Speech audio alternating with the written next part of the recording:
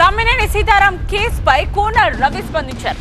తమ్మినేని కబ్జా భాగవతంపై వైసీపీ ఎందుకు మౌనంగా ఉంది అంటూ ప్రశ్నిస్తున్నారు.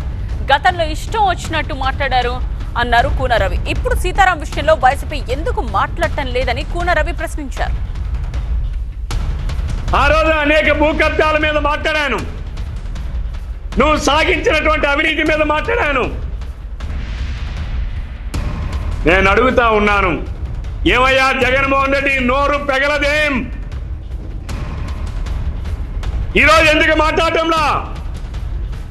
ఏమయ్యా ధర్మాన ప్రసాద్, ఏమయ్యా కృష్ణదాస్, ఏమయ్యా వైసీపీ? మీరందరూ కూడా వైసీపీ పార్టీ అంటే ఒక దొంగల పార్టీ, భూకబ్జాల పార్టీ. జగన్మోహన్ రెడ్డి దగ్గర నుంచి కిందనున్నటువంటి సామాన్య కార్యకర్త వరకు కూడా మీరు ఈ రాష్ట్రంలో ప్రజల ఆస్తుల్ని దోచుకున్నారే, ప్రజల ఆస్తుల్ని కైంకర్యం చేశారే, ప్రభుత్వ ఆస్తుల్ని కైంకర్యం చేశారే. ఈరోజు మీరు ఎందుకు మాట్లాడడం లేదని చెప్పి నేను అడుగుతా ఉన్నా.